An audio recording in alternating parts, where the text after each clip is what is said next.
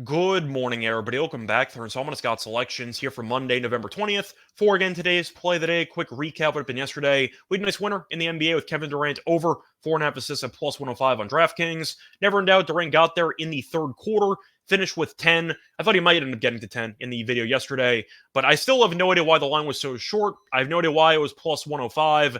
Not our problem. Nice winner. Look for the winner here on Monday. And for today's play of the day, going to the NBA once again. Good look at a matchup between the Bucks and the Wizards, taking place at around 8 p.m. Eastern Time. And for this game, I'm going to go with the side here. Going to take the Bucks -9 and -110 on DraftKings. Time recording of 2 a.m. Eastern Time. Couple reasons why we're going to take the Bucks in this game. First reason, shopping around 9 is a pretty solid number because most books have 9.5, and I think this line might go up before game time, so I will take the 9 before it's not available anymore. But to go through the actual form of both teams, Milwaukee's quietly been in solid form lately. Now, the Bucks started the season off a bit poorly, but they have gotten better as the season has gone on, and they're quietly 9-4. They've been pretty solid. It feels like they've been worse than that, but they are 9-4, and they have won each of their last 4 games by at least 7 points. Now, there are a couple of bad teams in there. Beat Chicago by 9, beat Toronto by 16 on the road, beat Charlotte by 31. The point is, they've beaten some bad teams, and the Wizards are definitely a bad team, which makes me believe that the Bucks should once again blow out a bad opponent in this matchup.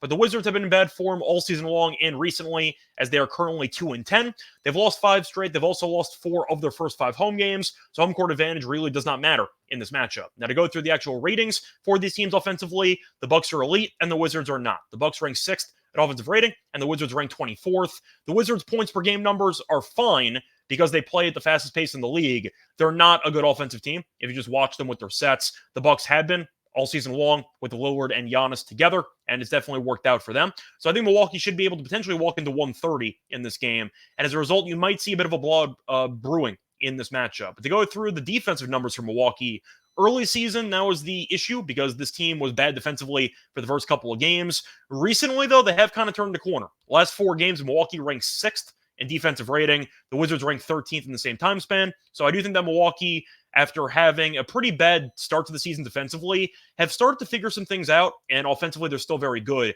I think the Wizards are in a world of trouble for this game, and especially considering the fact the Wizards are a phenomenal matchup for Giannis because the Wizards are allowing the 4th most points in the paint per game. So Giannis might drop 40. It's a possibility. Now, the reason why I'm going to take the spread instead of the player prop for Giannis is the potential bench factor, because he might end up getting benched in the 4th quarter if they are up by 20, 30 points, which is pretty possible. So I am going to go with the side instead.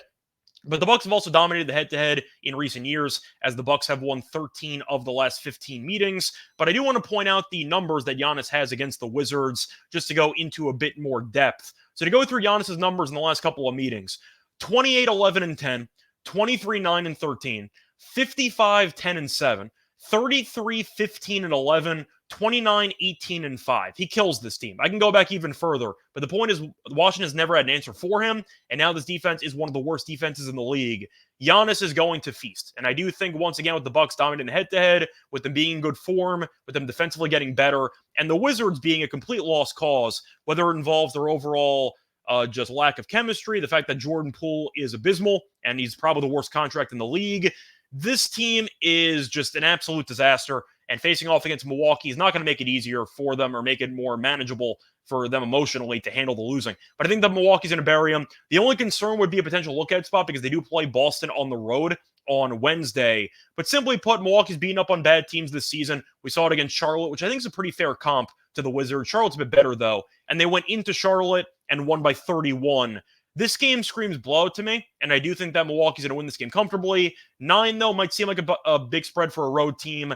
I actually don't think it is, because the Wizards at home lost to the Knicks by 21 last game. They lost to the Mavericks by 13 last game.